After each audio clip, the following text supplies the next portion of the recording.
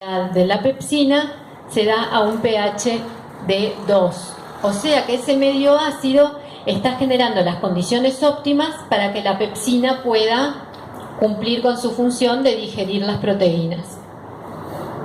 Y fíjense que esto es bien diferente a lo que pasa con otras enzimas. Por ejemplo, las glándulas salivales secretan amilasa. Es decir, que en la boca nosotros ya empezamos con la digestión. Digestión mecánica porque masticamos y digestión química porque la amilasa salival digiere el almidón. Pero el pH óptimo para la amilasa salival es un pH de 7 aproximadamente. ¿Ah? Es decir, que cuando tragamos la amilasa puede funcionar en el estómago, pero va a funcionar poco porque a medida que el pH disminuye la actividad de la enzima. Y por otro lado tenemos a la tripsina. La tripsina, fíjense que tiene un pH óptimo, una máxima actividad con un pH de 9. La tripsina cumple su función en el duodeno. Y en el duodeno tenemos un pH básico. ¿Ah? Está llegando quimoácido del estómago, pero se neutraliza para generar las condiciones óptimas para que actúe la tripsina. La tripsina está dentro del tema, además, de hoy, porque se genera a partir de tripsinógeno que lo produce la secreción exócrina del páncreas. ¿Sí? ¿Quieren preguntar algo? ¿No? Bueno. Bien.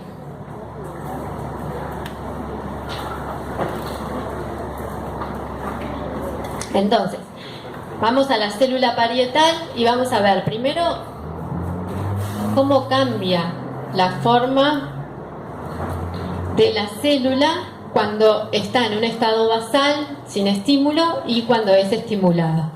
Fíjense, en un estado en reposo hay una gran cantidad de tubulovesículas que están cercanas a la membrana apical de la célula.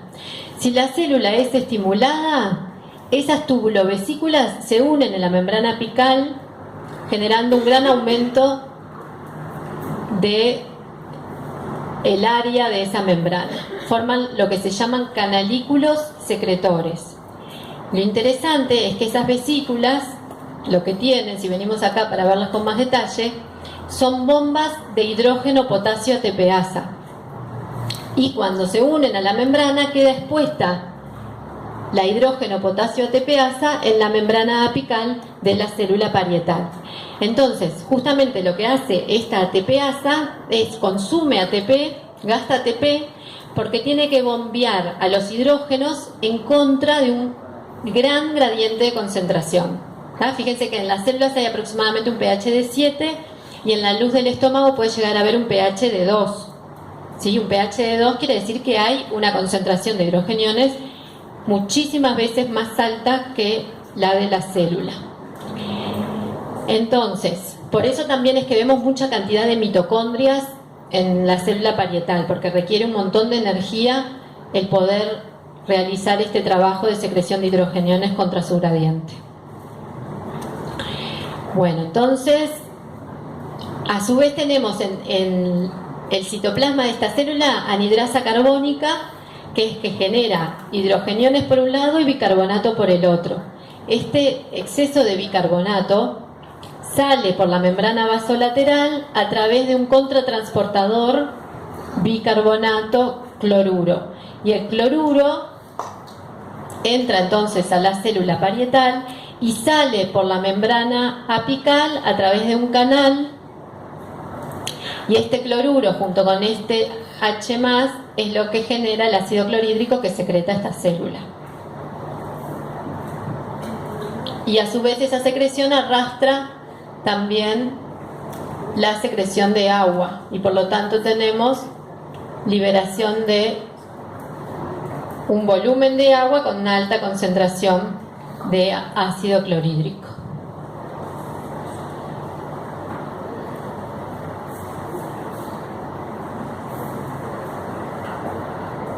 Este diapo es lo mismo, no la voy a repetir. Bueno, y ahora lo que vamos a ver es cuáles son los secretagogos de la célula parietal, es decir, cuáles son los estímulos que llevan a que la célula parietal secrete ácido clorhídrico y factor intrínseco. Tenemos tres principales secretagogos de la célula parietal. Ya mencionamos que las células D, ustedes estén atentos y corríjanme si en algún momento meto la pata.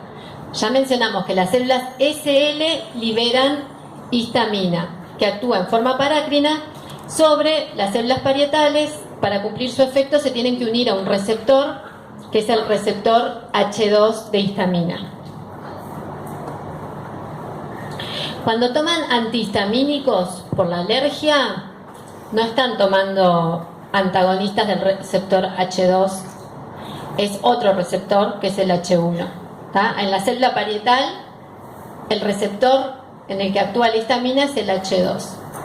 Ese receptor, después en endocrino van a ver mejor todo este tipo de receptores, pero es un receptor que está acoplado a una proteína G que es del tipo GS.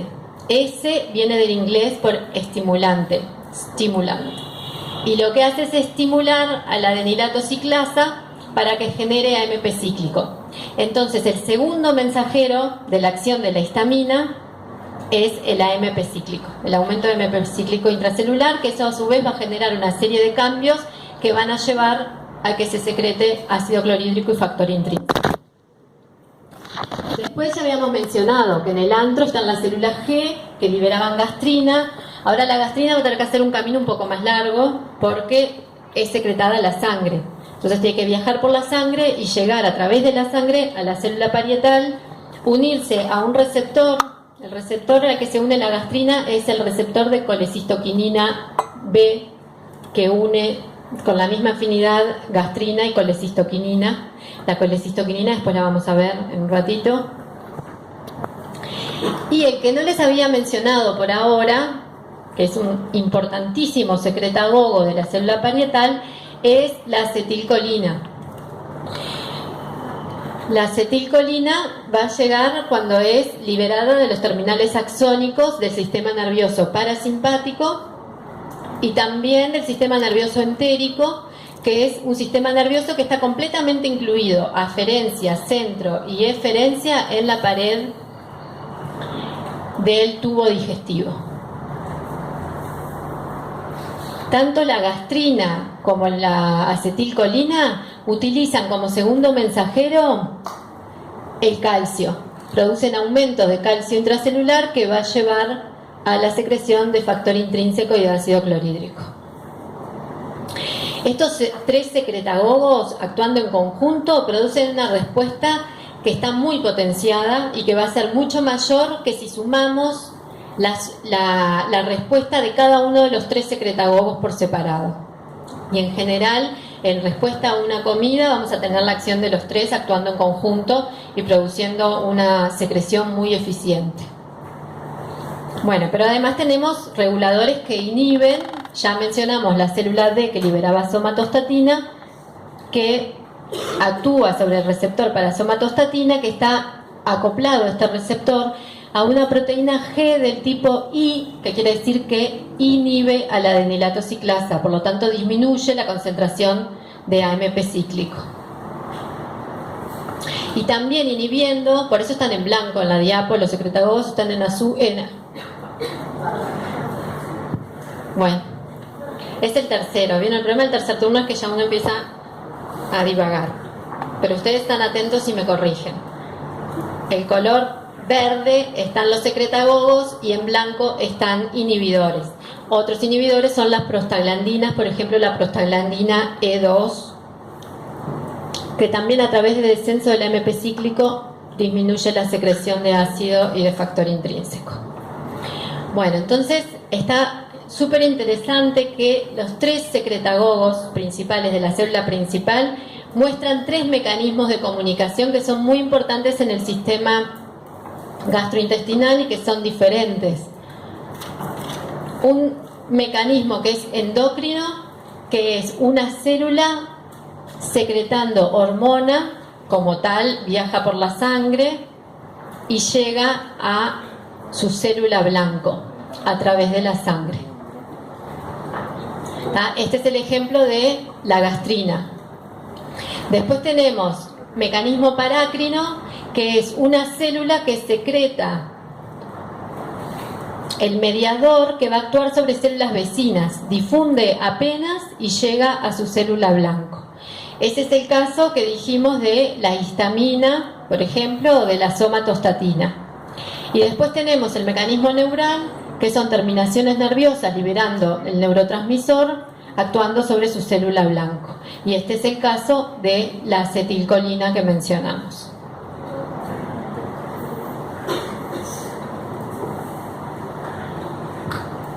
Bien.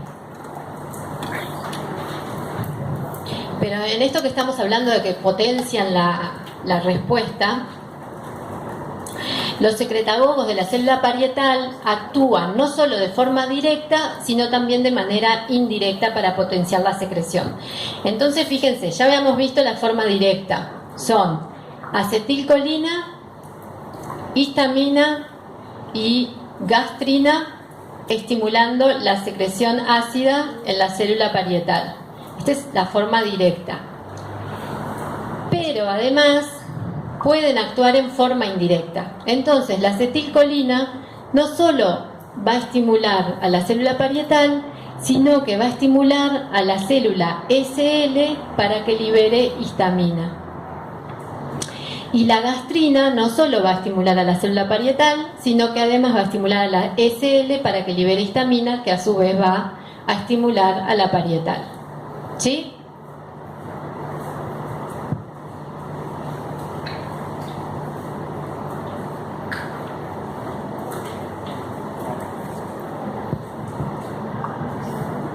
¿Vamos bien? Van a ver que después hay unas diapos que se complican mucho más todavía. Cada vez se complica más. Pero que tampoco hay que desesperar, ¿no? O sea, hay que tomárselo con calma y a su vez igual es bueno que sean conscientes de que por más complicado que parezca, en realidad la realidad es mucho más complicada porque hay una gran cantidad de mediadores, de hormonas, de secreciones que no las vamos a ver y que ya se conocen y se saben, pero que es imposible que podamos abarcar todo. Entonces, bueno, de alguna manera lo tenemos que ir tratando de simplificar.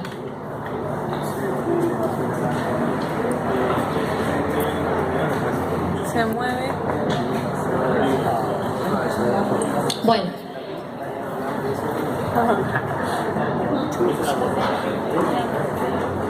Entonces, dijimos que en el humano hay una secreción basal, pero después hay una secreción que es estimulada. Entonces yo puse una foto ahí que me parecía, a mi gusto, puede estimular la secreción gástrica. No sé, capaz que si hubiera puesto un chivito era más universal.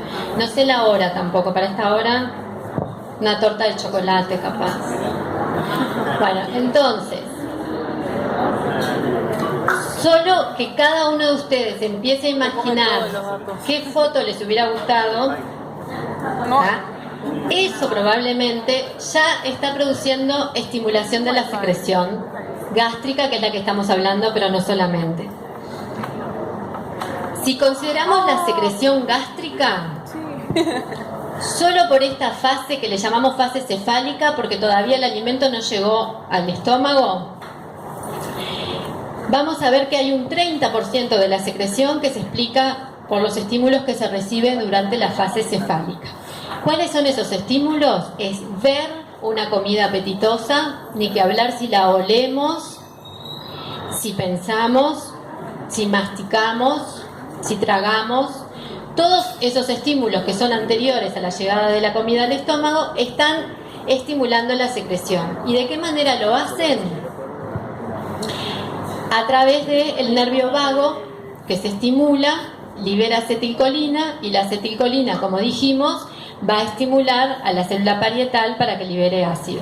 ¿Tá? Además vamos a ver que también va a estimular a la célula principal para que libere pepsinógenos, porque nos sirve que eso sea coordinado, ¿no? Que se esté liberando la enzima que se va a convertir en la enzima activa y que va a tener un pH óptimo ácido con la liberación de ácido. Bien, y a su vez la acetilcolina va a producir la estimulación de las células SL, Bien, ahora, ¿qué pasa? Que ustedes en esta situación capaz que empezaron a secretar, de hecho, vieron, no es solo la secreción gástrica. Vieron que está la frase esa de se me hizo agua la boca, y es que justamente cuando alguien piensa en una comida apetitosa, empieza a tener secreción salival también, estimulado por el vago. Y vamos a ver secreción pancreática, etcétera. Todo el sistema digestivo comienza a prepararse supuestamente para que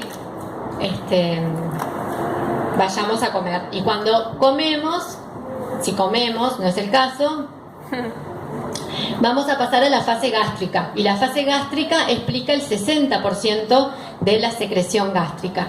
Y entonces ahora, ¿cuáles son los estímulos? La llegada de la comida provoca distensión del estómago y eso estimula mecanorreceptores en la pared que generan reflejos que pueden ser vagovagales si la aferencia y la eferencia viaja por el nervio vago, pero también puede ser reflejos entéricos del sistema nervioso entérico, reflejos del sistema nervioso intrínseco, que ocurre todo dentro de la pared del tubo digestivo y que lo que van a provocar es liberación de acetilcolina, y ya dijimos que estimula a la célula parietal, a la célula SL para que libere histamina, y también a la célula G, y el estímulo de la acetilcolina sobre la célula G, después puede ser que lo veamos en otra diapo, pero también les voy a mencionar acá que se libera no solo acetilcolina, sino también otros péptidos como GRP. GRP es el péptido liberador de gastrina, ¿sí? La R, siempre que veamos liberador van a ver una R en la sigla en inglés porque es de la palabra releasing. Entonces es gastrin releasing peptide. Peptide, no sé cómo se pronuncia, pero bueno. Péptido igual es igual en español. La palabra rara es releasing, que es liberador. Bien. Gastrina va a actuar por acá, directamente o indirectamente. Pero además de estos estímulos mecánicos por la llegada de la comida, si comienza la digestión de las proteínas, comienzan a generarse productos de esa digestión como péptidos y aminoácidos. Y los péptidos y aminoácidos estimulan a la célula G del antro para que liberen gastrina. Y la gastrina, acá tenemos esta otra vía. ¿Sí? Si no restable, si no mejor. Bien.